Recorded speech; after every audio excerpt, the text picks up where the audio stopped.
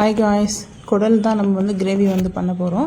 இன்றைக்கி Sunday special வந்து பார்த்திங்கன்னா குடல் தான் வந்து வாங்கிட்டு வந்திருக்கோம். இது ஆட்டுக்குடல் யாருக்கு ரொம்ப பிடிக்கும்னு மறக்காமல் வந்து கமெண்ட் பண்ணுங்கள். இது வந்து பார்த்திங்கன்னா வந்து வாங்கிட்டு வந்து வெளியே வச்சு நம்ம அதை க்ளீன் பண்ணிட்டு தான் அதுக்கப்புறம் திரும்ப வாஷ் பண்ணிட்டு நம்ம வந்து அதை வந்து செய்ய போகிறோம். வாங்கிட்டு வந்து உடனே பாருங்கள், அதில் வந்து அந்த சாப்பிட்டதெல்லாம் இருக்குதுல்ல, அந்த க்ரீன் கலரில் அந்த பில்லு சாப்பிட்ருக்கோம். அதெல்லாம் வந்து நல்லா அலசி அதுக்கப்புறம் சுடு தண்ணி நம்ம ஹாட் வாட்டரில் கல் உப்பு போட்டு, நல்லா மஞ்சத்தூள் போட வேண்டாம், கல் உப்பு மட்டும் நான் போட்டு, நாங்கள் வந்து அப்படி தான் செய்வோம். கல் உப்பு போட்டு நல்லா கொதிக்க வச்சு அதுக்கப்புறம் வாஷ் பண்ணி எடுத்து வச்சுக்கிட்டு தான் நம்ம அடுத்து வந்து மசாலா போடவே நம்ம ஆரம்பிப்போம். இது போல் வந்து பீஸ் போட்டுக்கலாம். இது அப்படியே அவங்க கட் பண்ணி கொடுக்கல, கடையில் எல்லா இடத்துலையும் வாங்கும்போது கட் பண்ணி தருவாங்க. ஆனால் இவங்க வந்து கட் பண்ணி கொடுக்கல. சரி, அதனால் நம்மளே வந்து கட் பண்ணிக்கலாம் சொல்லிட்டு கட் பண்ணிவிட்டு தான் அதுக்கப்புறம் வந்து நல்லா வாஷ் பண்ண ஆரம்பித்தேன். வாஷ் பண்ணிவிட்டு அதுக்கப்புறம் நம்ம வந்து எப்படி செய்யலான்றதை பார்க்கலாம். நம்ம வந்து நல்லா காரசாரமாக செய்ய போகிறோம். 1 by 1 எப்படி செய்யலான்னு பார்க்கலாம் வாங்க. போட்டி குழம்பு வந்து வைக்கிறோம் இன்றைக்கி நம்ம வீட்டில். வந்து பார்த்திங்கன்னா குடல் வந்து ஆட்டுக்குடல் வந்து இது க்ளீன் பண்ணி எடுத்து வச்சுருக்கேன். இப்போ நம்ம வந்து கொஞ்சமாக வந்து கல் உப்பு வந்து சேர்த்துக்கலாம். கல்பாசி வந்து நான் ஒரு 2-3 பீஸ் வந்து கொஞ்சம் பெரிய பீஸாக வந்து நான் போட்டுக்கிறேன். அதுக்கப்புறம் மராட்டி மொக்கு வந்து ஒரு 2 போட்டுக்கலாம். பட்டை வந்து ஒரு 2 பட்டை போட்டுக்கலாம்.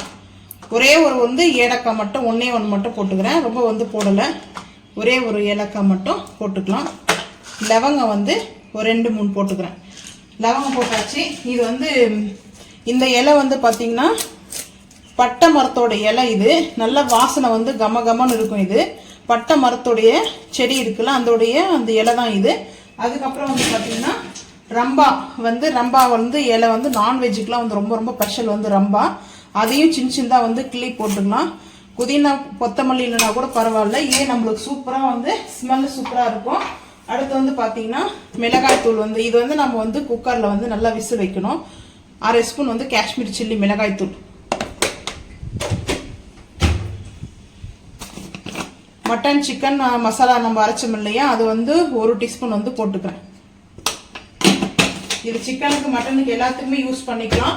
ரொம்ப வந்து டேஸ்ட் வந்து நம்மளுக்கு நல்லா இருக்கும். அப்புறம் வந்து பார்த்திங்கன்னா நம்மளுக்கு தனியாத்தூள் வந்து கொஞ்சம் வந்து ஒரு ஸ்பூன் வந்து தனியாத்தூள். இது வந்து வேக வைக்கணும். வேக வச்சுட்டு நம்ம வந்து கொய்யா பழுத்துறதுன்னு சொல்லுவாங்க அந்த காலத்தில். இப்போ நம்ம வந்து வேக வைக்கிறோம்னு சொல்கிறோம். 1 ஸ்பூன் வந்து ஃபுல்லாக பெரிய ஸ்பூனில் இஞ்சி பூண்டு பேஸ்ட்டு. சர்க்கரை நம்ம கொஞ்சமாக வந்து லைட்டாக ஒரு பிஞ்சு வந்து சுகர் போட்டுக்கலாம். டேஸ்ட் வந்து அல்டிமேட்டாக இருக்கும் நான்வெஜ்ஜில் நம்ம சேர்க்கும்போது. சும்மா ஒரு 1/4 டீஸ்பூன் சர்க்கரை வேணும்னா போட்டுக்குங்க, வேணான்னா ஸ்கிப் பண்ணிவிடுங்க. அதுக்கப்புறம் நம்ம வந்துட்டு பசு நெய் இருக்குது, பசும்பால் வந்து நெய் வந்துட்டு நான் சும்மா ஒரு 1/4 டீஸ்பூன் வந்து ஒரு 1/2 டீஸ்பூன் வந்து ஊற்றிக்க போகிறேன். ஏன்னா நம்மளுக்கு வந்து இந்த அல்சர்லாம் வந்து இருக்குது பாருங்கள். அல்சர் இருக்கும்போது நம்மளுக்கு இதெல்லாம் வந்து மிக்ஸ் பண்ணிக்கலாம். அல்சர்லாம் வந்து இருக்குது, அல்சர் இருக்கிறவங்க வந்து குடல் குழம்பு வந்து சாப்பிட்லாம். வயிற்றில் வந்து புண்ணு இருந்தால் இந்த மாதிரி வந்து குடல் கறி வந்து வைப்பாங்க. காரம் வந்து சிறுங்காரமாக போட்டு தான் வைப்பாங்க. ரொம்ப வந்துட்டு காரம் ஹெவியெல்லாம் இருக்காது. இப்போ நல்லா நம்ம இதை மிக்ஸ் பண்ணிவிட்டு இந்த மசாலா போட்டிருக்க மசாலா எல்லாமே நம்ம மிக்ஸ் பண்ணிட்டு தண்ணி ஊற்ற வேண்டாம். இதிலே நம்ம வந்து குக்கரில் விசில் வைக்கும்போது நம்மளுக்கு வந்து தண்ணி வந்து விட ஆரம்பிக்கும். நல்லா வந்து கிரேவி மாதிரி நம்மளுக்கு சூப்பராக வந்து ஃபார்ம் ஆகும். இப்போ நல்லா வந்து இதை போட்டு மூடி வச்சிடலாம். ஒரு நாள் குடல் வந்து வேக வச்சு எடுத்துக்கலாம்.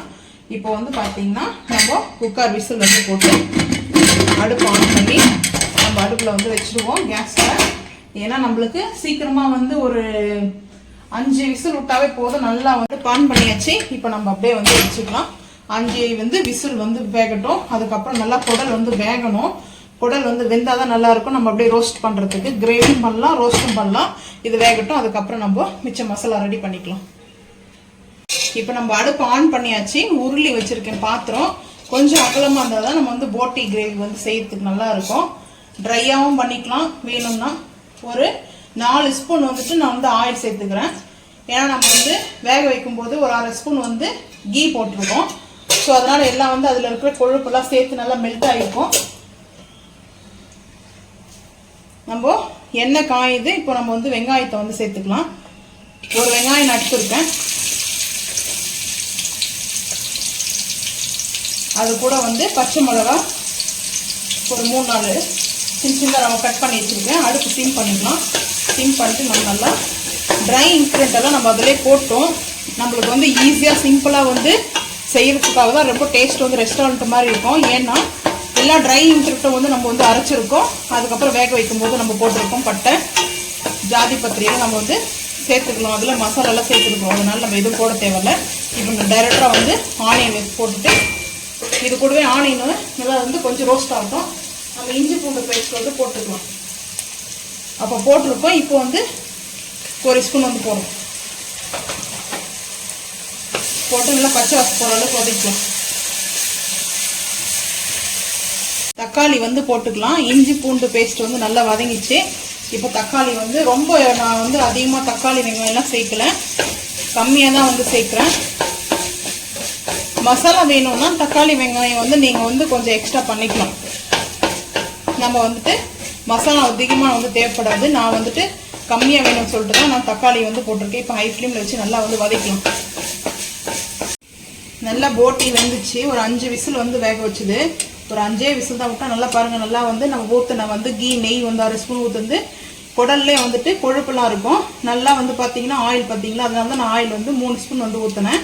நம்ம வெங்காயம் தக்காளி வதக்கும் போது சூப்பராக வந்து நல்லா வெந்துட்டு இருக்குது. இப்போ நம்ம இதை வெங்காயம் தக்காளி வதக்கலாம். வதங்கிடுச்சு. ஒரு பிஞ்ச் வந்து மஞ்சத்தூள் வந்து சேர்த்துக்கலாம்.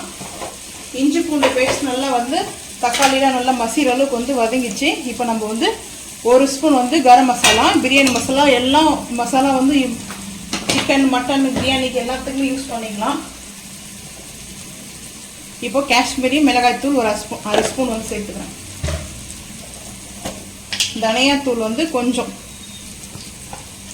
சும்மா ஒரு 1/4 டீஸ்பூன் வந்து சேர்த்துக்கலாம். வேணும்னா ஸ்கிப் பண்ணிடுங்க. நான் சும்மா ஒரு 1/4 டீஸ்பூன் மட்டும் சேர்த்துருக்கேன். இப்போ நல்லா வந்துட்டு இது மாதிரி மிக்ஸ் பண்ணிவிட்டு நம்ம இப்போ வந்து குடல் வேக வச்சதை எடுத்து இதில் வந்து இதுலேருந்து கலந்துக்கலாம். இந்த மசாலாவில் வந்து இப்போ வந்து நம்ம அந்த குடல் வந்து வேக வச்ச அந்த ஜூஸ் இருக்கு இல்லையா, அந்த ஜூஸை வந்து நம்ம இதில் வந்து மிக்ஸ் பண்ணிக்கிறோம். ஃபஸ்ட்டு வந்து நம்மளுக்கு பார்த்தீங்கன்னா இது போல் இந்த மசாலாவில் வந்து ஒரு 5 நிமிஷம் வந்துட்டு நல்லா வந்து இது கொதிக்கணும். இந்த மசாலா வந்துட்டு கொதிக்கணும். ஹை ஃப்ளேமில் வச்சுட்டு நம்ம வந்து கொதிக்கணும். பாருங்கள் நல்லா வந்து ஆயில் எவ்வளோ சூப்பராக மேலே இருக்குது. நான் ஆயில் வந்து கம்மியாக தான் ஊற்றினேன். அந்த குடல்லேருந்து கொழுப்பு இருக்கும் இல்லையா, அதுலேருந்து வந்த ஆயில் தான். இது வந்துட்டு நல்லா கொதிக்கணும். நல்லா கொதிச்சுட்டு அந்த கொஞ்சம் லைட்டாக வந்து கிரேவி ஃபார்மில் வரும். பார்த்தீங்கன்னா இது கொஞ்சம் வந்து தண்ணியாக இருக்குது, வாட்டராக இருக்குது பார்த்துங்க. திக்னஸாக வந்து கிரேவி மாதிரி கொஞ்சம் வரும். அந்த டைமில் வந்து குடல் வந்து ஆட் பண்ணிக்கலாம். ஆட் பண்ணிவிட்டு அதுக்கப்புறம் நம்ம லைட்டாக பெப்பர் போட்டு இறக்கிடலாம். ரொம்ப சூப்பராக இருக்கும். இப்போ நல்லா இது போல் திக்னஸ் ஆகிடணும் கிரேவி. நல்லா வந்து பாருங்கள் தண்ணியாக இருந்தது. இது வந்து ஆயிலு, இது ஃபுல்லாக வந்து கொழுப்போடைய ஆயில் தான். நம்ம வந்து ஆயில் ஊற்றலை. பார்த்தீங்கன்னா இந்த மாதிரி திக்னஸ் வரணும். இப்போ நம்ம வந்து குடலை வந்து இதில் மிக்ஸ் பண்ணிக்கலாம். இப்போ குடல் வந்து நம்ம இதில் சேர்த்தாச்சு. இதில் சேர்த்துட்டு நம்ம கொத்தமல்லி புதினா வந்து நான் பொடிசாக கட் பண்ணி வச்சுருக்கேன். இப்போ நல்லா வந்து பாருங்கள் கொத்தமல்லி புதினா வந்து சேர்த்துக்கலாம். ஒரு கைப்பிடி அளவுக்கு நான் ரெண்டுத்தையுமே மிக்ஸ் பண்ணி கட் பண்ணி வச்சுருக்கேன். இப்போ நம்ம இதை சேர்த்துட்டு நல்லா வந்துட்டு ஹை ஃப்ளேமில் வச்சுட்டு கொஞ்சம் கிரேவியாக இருந்தால் ரைஸ் வந்து நம்ம போட்டு வந்து சாப்பிட்றதுக்கு நல்லா இருக்கும். பெப்பர் மிளகுத்தூள் வந்துட்டு 1 டீஸ்பூன் வந்து நான் மேலே வந்து தூவிட்டு, சின்ன ஸ்பூன் தான் நான் 1.5 எடுத்துக்கிறேன். பெரிய ஸ்பூன் வந்தால் நீங்கள் 1 எடுத்துக்கோங்க. நல்லா வந்து காரசாரமாக சாப்பிட்ணும். நம்ம வந்து நான்வெஜ் வந்து எப்போவுமே காரசாரமாக வந்து சாப்பிட முடியும். அதுவும் வந்து மெயினாக காரசாரம் இல்லைன்னா நான்வெஜ் வந்து நல்லா இருக்காது சாப்பிட்றதுக்கு. அதனால் ஒரு நாள் தானே காரசாரமாக, அதனால் கொஞ்சம் அட்டகாசாக அடிப்பொடியாக வந்து சாப்பிடுவோம். இங்கே ஒரு ஆள் வந்து ரொம்ப காரம் போடுறீங்க அப்படின்ட்டு கம்ப்ளைண்ட் பண்ணிட்டு இருக்காங்க.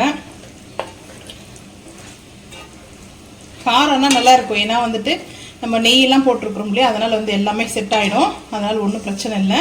டேஸ்ட் வந்து ரொம்ப அல்டிமேட்டாக இருக்கும். இதில் வந்து நம்ம ரைஸ் வந்து பிரியாணி ரைஸ் பாஸ்மதி ரைஸ் வந்து ஒரு 75% வந்து குக் பண்ணிவிட்டு இதை மேலே போட்டு டம்ப் பண்ணிட்டோம்னா குடல் பிரியாணி வந்து பர்ஃபெக்டாக வந்து ரெடி ஆகிடும்.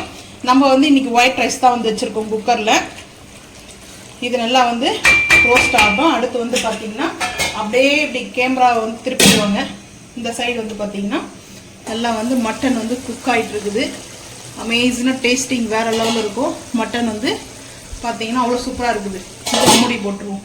ஃபைனலாக வந்து நம்ம இந்த கிரேவி வந்து கரெக்டாக வந்து ரெடி ஆகிடுச்சு. நம்ம இதை இறக்கிட வேண்டியது தான், அவ்வளோதான். இந்த மாதிரி தான் ஃபைனல் வந்து நம்மளுக்கு வரும். பார்த்தீங்கன்னா இந்த கிரேவியோடு பாருங்கள், அப்படியே நம்ம வந்து சுட சுட சாதம் வடிச்சிட்டு ஒயிட் ரைஸ் மேலே நம்ம அப்படியே வந்து இந்த கிரேவி ஊற்றி சாப்பிடும்போது அவ்வளோ அட்டகாசமாக இருக்கும். ரைஸ் ரெடி ஆகிடுச்சு.